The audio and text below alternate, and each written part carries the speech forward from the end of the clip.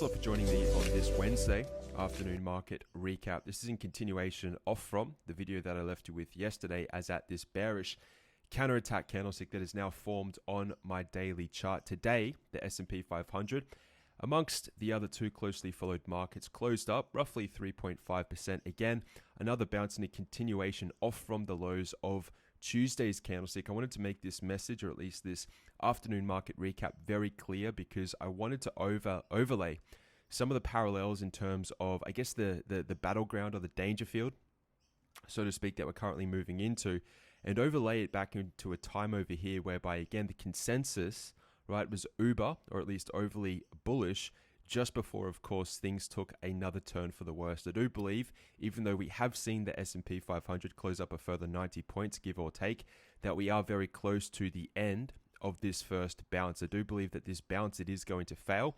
Very close to where it is currently trading at as at the close on Wednesday. It may not play out as at Thursday. However, again, a lot of people are buying into, right, that FOMO effect whereby the markets, they have seen a pretty strong rally off from the substantial lows down here at 2250. We're trading up here very close to 2750. So we've seen this very big bounce. I think the week to date so far is up 10.5% Monday through Wednesday. Extreme, right, volatility again persisting in the marketplace.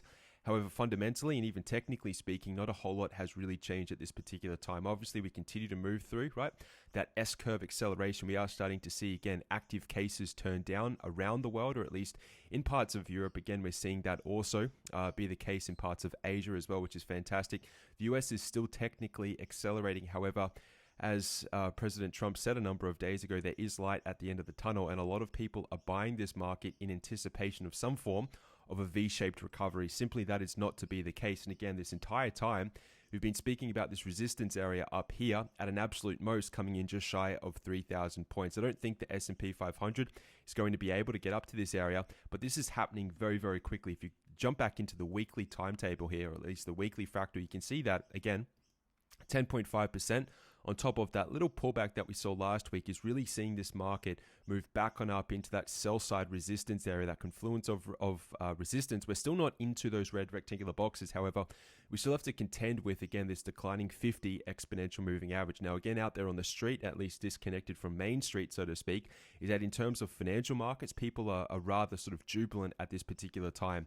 And again, this is, in my opinion, a false sense, right, of security and to some extent as well hope, upon which people are assuming that this market is going to come back on up relatively soon, reclaim, recapture, and take out these most recent all-time highs in the period of February. Right at this particular time, or very close to where we are currently trading, I find myself believing still that we are going to see a violent retracement at an absolute minimum, which is going to come back down to, say, 2,550. I think more realistically, however, is that even though, again, we've built 10.5% gains Monday through Wednesday, I still think that we are going to come all the way back down to, say, 2,290 points, give or take, to actually close this open window down here. Don't lose sight of this. This is everything for the financial markets. If in fact we are going to base and set up a longer multi-month approach to a more recent lower high up here, again, most likely taking place in this red rectangular box, before we can really legitimately sort of confirm that, we need to come back down and close this open window. Now, as I report on this, you can see that the oscillators, again, are pushing up on the daily time frame into overbought territory. I know it's really hard to sort of disentangle this when you see the markets up a further 3.5% today, but this candlestick here that we saw as at the close on Tuesday being that bearish counterattack, it doesn't necessarily mean, again, that the markets are going to actually reverse the following day. It's sort of a culmination of signals whereby, again, resistance, whether it is the market at least retracing back into overbought on the daily time frame, coming back up to retest a number of overhead resistance areas. We're starting to see this play out in the candlesticks, and this is going to be a process. So again, over the coming days, you're going to see more and more people jumping back into the market right at potentially that turning point on the market until we come back down, obviously, and close these open windows. Mark my words, these windows will be closed, all right? And there's a lot of sort of FOMO going on out there. I can see it. I'm receiving it in emails. And again, this is a really hard approach to take in the markets. It does require, of course, discipline. And as such, again, I believe truly, if I'm here to help you, to sort of guide you through the US financial market indices, in my humble opinion, I think it's best to sit on the sidelines, especially up at around these current prices. I know Obviously, naturally, you're wanting to jump on in and buy this market. But right now, there is so much danger out there in terms of a number of possible reversal signals, or at least the beginning of reversal signals on the overall market indices. It doesn't matter which market you do choose to look at. You can still see it here on the Dow Jones Industrial Average, Tuesday through Wednesday. You can see it also here on the NASDAQ as well, a very similar sort of candlestick array. We're coming back up into those resistance points depending on the market that you are looking at. But more importantly, again, we haven't seen the synchronicity in the daily and also, the weekly oscillating indicators. What I believe is that this is some form of a very temporary sort of relief rally upon which the majority of these gains that have been priced into the market off from the March 23rd lows are going to be given back.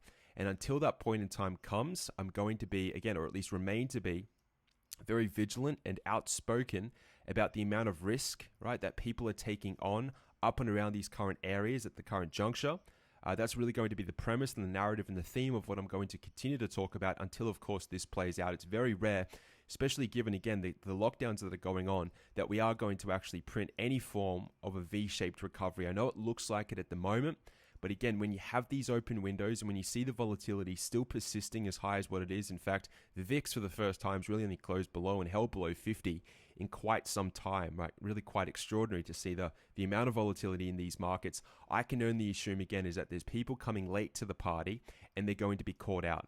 All right, I know we saw the reversal signal yesterday is at the close on Tuesday, but this is generally a process that will take a number of days, but we are still, again, printing reversal signals up and around these critical areas of resistance. I assume that we are going to see a reaction.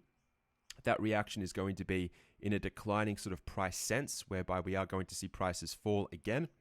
We may not actually take out the swing lows over here, more so during this period towards the back end of March into the very early period of April for the first 3 trading sessions. It really looked as though this market was beginning, right, to roll on over and come back down to take out the swing low. Obviously, we have seen this bounce over the past 3 sessions, but again, it's just set up and established further open windows that need to be closed. So I assume that once we get through this natural sort of rebound out of oversold conditions, now we're coming back up into overbought conditions, right? When this naturally turns back down, and again, even if you look at the declining 50 exponential moving average, you can see it's just sitting up here about 2,800 points.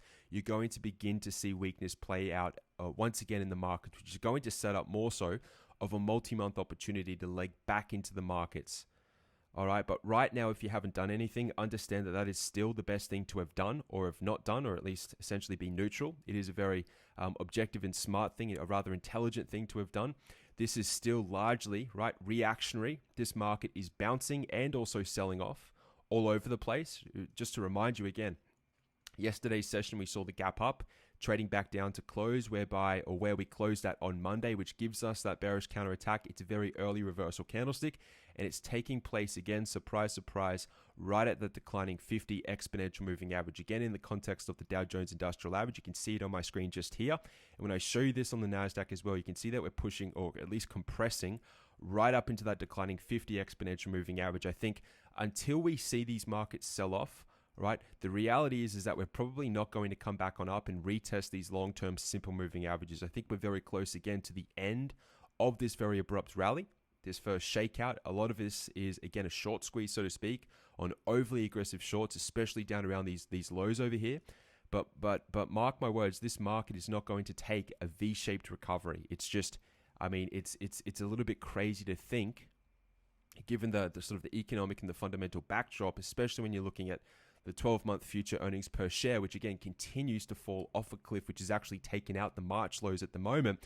We're really starting to see a disconnect between the price action moving higher and, of course, the fundamentals that are still trickling down. And they've actually moved below, right, on a 12-month forward-looking earnings per share estimate, below that of the March 23rd lows over here in price action. So again, this is largely, right, the beginning of a divergence, a D for divergence, whereby, again, it makes a lot of sense that price action, once we finish this very quick knee-jerk reaction, right, a lot of people jumping on the bid, anticipating this market to come back on up all the way up to more recently its historical highs, they're going to be caught out. And I know it hasn't sort of transitioned or transpired Tuesday through Wednesday, but I'm telling you it's coming. And I'm doing my best right now to warn you of that, because when it comes, it's going to come very quickly. All right, people are going to be caught out. And I don't want you to be one of those people that, number one, if they haven't done anything, begin buying the market up here, because that would be an absolute That would be a tragedy, so to speak.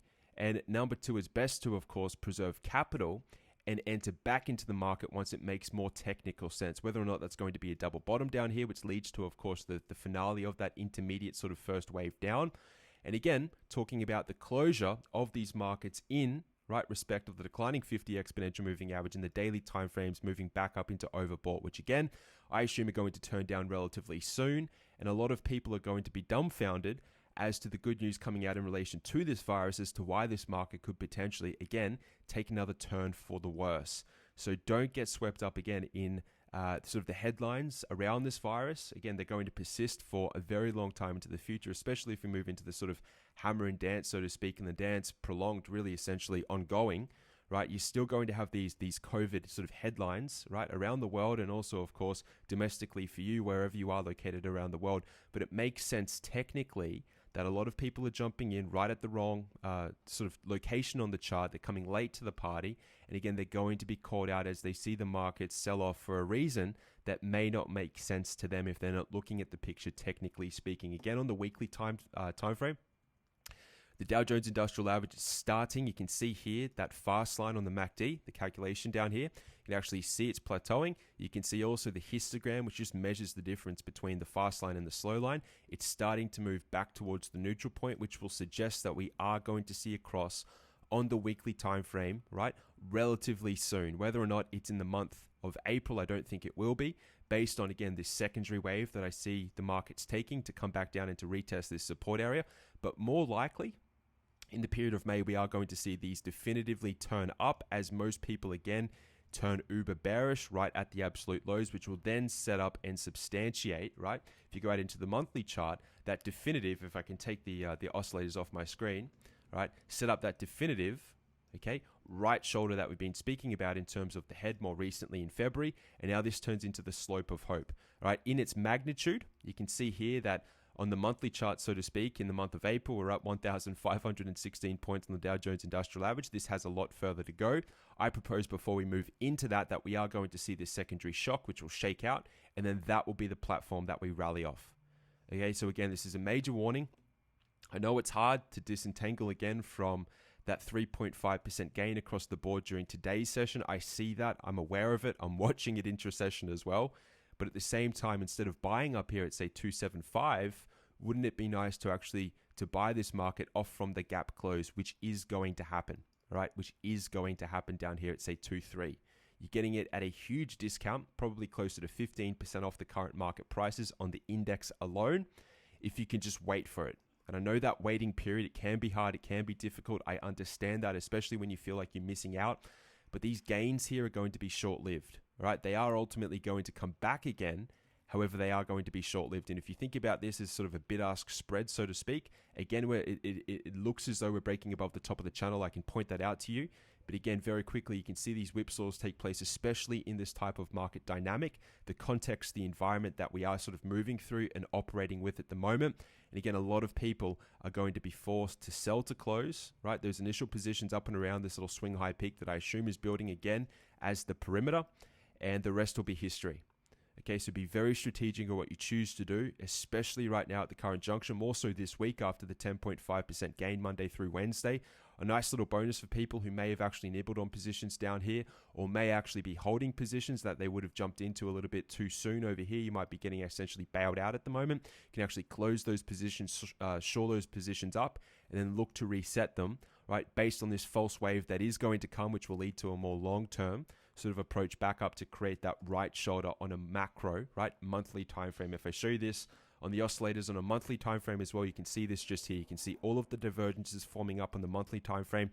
It doesn't matter which, market you look at. Don't pay attention to all these green lines. These are all past historical bullish triggers largely, right? I'm just showing you this on the chart. Actually, I can actually remove this on the annotations to show you this, just to really point out this divergence across the board, especially on the MACD. When you see this on a monthly time frame over the span of approximately 2.5, almost 3 years, you know something big is under construction. So again, make sure you understand, right, the big fractal as to what is going on. This is nothing more than a clearing rally at this particular time, which can last all the way through to, I assume, and I've spoken about this, into the back end of 2020, which will coincide, of course, with the US presidential election.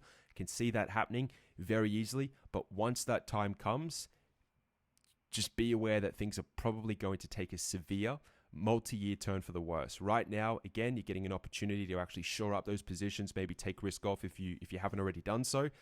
But really, above all else, if there's any message from this week, from this afternoon recording right now as I sit down and speak to you, it's not to actually jump in and buy this market right now. It's what appears to be the sort of the path of least resistance to the majority. Very rarely is this going to work out for people, okay? Very rarely, especially in volatile sort of circumstances and environments. Generally, you want to do exactly, right, the opposite to what the consensus is doing. And if the consensus is buying after this very quick V-shaped sort of bottom that we have priced in so far, which I assume is going to change, the last thing that you want to be doing is buying this around the current prices of, say, 23,430 on the Dow. And if I sort of take this in one step further into the NASDAQ as well, it's coming in here just above 8,000 points, right? Just above 8,000 points. I do think we are going to move higher, but before we do, we still have to close these open windows. And these are going to persist, right? They're going to act as a magnet until they do. And until that time comes, the further we move away from them, the stronger that magnet is going to come at a later date to close these, and the bigger the shock is going to be for the consensus. So just sit on that for a little bit, okay? Disentangle again yourselves emotionally from what the market has done this week, Monday through Wednesday. Be patient, be disciplined, and stay out of trouble. Just stay away from trouble, because this has got trouble written all over it for those people who, again, are looking through this more objectively, okay? Objectively. I'm going to leave it as that, as at this Wednesday afternoon market recap, everyone. Again, it's a shortened week's worth of trade. Good Friday. So tomorrow will be the last session, as at Thursday. We are moving into a long weekend. So again, understand that there might be a bit of profit taking, so to speak. I mean, I'd be a little bit shocked if the market closed up as at Thursday. Based on that alone, we'll see how it plays out. This market is relatively crazy. It's still, relatively speaking, a little bit bipolar, you could say as well. And I don't think that sort of temperament of the market is going to shift anytime soon. So just be aware, be prepared, and just know, at least have a plan, so to speak, of what you are going to do if in fact I am right. And I think I am, very much so. As hard as it is to believe with the Dow and the S&P and the NASDAQ printing at the current prices, I think a lot of people are going to be shocked when they see this play out. All right, when they see this play out. All right, everyone, stay safe, stay healthy, and I'll see you in this weekend's class, right, that Pivot Point Pro analysis class, and we'll guide you into next week moving forward. All the best, everyone. It's James signing off on behalf of Pivot Point Trading. Farewell.